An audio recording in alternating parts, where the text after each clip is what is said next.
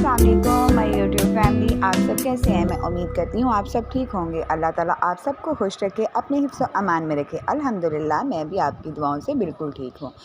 ये आज मैं बना रही हूँ स्पेशल नाश्ता क्योंकि ना मेरे बेटे को बहुत पसंद है। पहले मेरे मियाँ ज़िद करते रहते थे, फिर अब मेरा बेटा। जब जिस दिन छुट्टी होती है उस दिन तो मेरी जान खा लेता है। मम्मा जी मिस्सियाँ रोटियाँ, मम्मा जी नाश्ता पराठे, आलू वाले पराठे, बल्कि आलू प्याज और दाल वाले। ये मैंने आलू और प्याज जो हैं वो मैंने मूली कच कर लिए थे, और अब इसमें सब्ज़ मिर्चें वगैरह और पुदीना धनिया ऐसी जितनी भी चीज़ें डालें ना तो पराठा बहुत मज़े का बनता है। तो ये सारा कुछ अब मैं कूंडे में कूट लूँगी। तो ये ना जब ये रोटी बनती है ना तो आधे मोहल्ले में दी जाती है। हाय अल्लाह, इन्होंने मिस्सियाँ रोटियाँ बनाई। पहले हम तंदूरी पे बनाते होते थे, तो अब हमारी तंदूरी ख़त्म हो गई और टूट गई है, तो इस दफ़ा हमने तंदूरी पे कोई रोटी बनाई नहीं है, चूल्हे पे ही बनेगी। लेकिन इसकी धूम आधे गाँव में आधे मोहल्ले में होती है कि इन्होंने ना मिस्सियाँ रोटियाँ बनाई हुई हैं। तो वो इतनी मज़े की लगती, इतनी मज़े की, इतनी खस्ता होती, मुँह में डालें खुद ब खुद ही वो जैसे अंदर जा रही हो। और इसमें अजवाइन और काली मिर्च और ज़ीरा धनिया वगैरह जो भी होते हैं वो सारी डालूँगी। और फिर मैंने इसमें आटा गूँदना है। ये आटा मैंने छान लिया, इसमें थोड़ा सा बेसन डाला है। बेसन से ना रोटी नरम बनती है और बड़ी खस्ता बनती है। तो इसमें मैंने नमक मिर्च वगैरह डाल दी, इसमें और कुछ नहीं डालना मैंने। तो ये मैं आटा गूँदने लगी थी। ये ना रात का पड़ा हुआ था हमारा दाल का सालन। ये मैंने ना दाल बनाई थी रात को, चने की दाल। और वो जो सारा मैंने अभी पेस्ट बनाया था ना प्याज और आलू वाला, वो भी सारा कुछ, और ये दाल भी, ये साथ साथ दाल डालती जाऊँगी और आटा गूँदती जाऊँगी। और ये इतना मज़े का बनता है। ये देखें, इसकी डुबकी बड़ी प्यारी लग रही है। ये मैं आटा गूँद रही हूँ। तो आटा गूँद के अभी साथ वाले चाचू आए हुए थे, कहते अच्छा तंदूरी पे बनाने लगी हो। मैंने कहा नहीं, आई चूल्हे पे ही बनेगी रोटियाँ। तो ये आटा मेरा गूँदा जा चुका था, तो बस सारे इंतज़ार कर रहे हैं कि कब हमें रोटी मिले, क्योंकि रोटी बहुत मज़े की होती है। आप लोग भी ट्राई कीजिएगा। अगर आपका दाल का सालन हो, चाहे दाल माश की हो, चाहे दूसरी दाल हो, मूंग की हो, जो भी हो।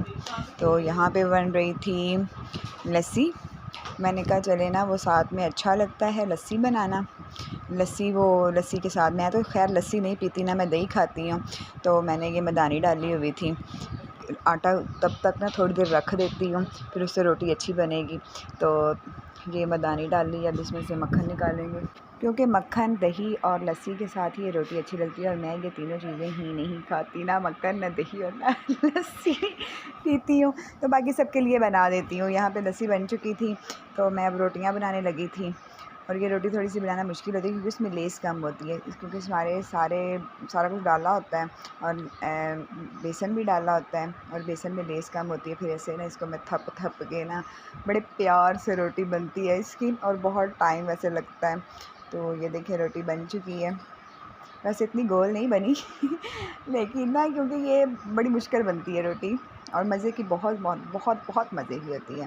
तो ये मैं रोटियां बनाई जा रही हूँ और वो साथ साथ बैठे खाई जा रही हैं, और पता ही नहीं चला रोटियां जा किधर रही हैं। वो मेरी नंद है साथ, उनके घर में भेजी, और साथ चाचू के घर है, उनके घर में भेजी। और ये देखें बाप बेटा बैठ के खा रहे हैं, साथ में दही है। और मामा जी और बस यही मुझे ना मैसेज आ रहे थे। तो खाना वगैरह नाश्ता इन्होंने कर लिया। तो मैंने उमर की पैंट शर्ट लेनी थी, तो मैं बाज़ार गई, पैंट शर्ट ली। इतनी महंगाई, हर चीज़, हाथ ही नहीं लगता किसी चीज़ को।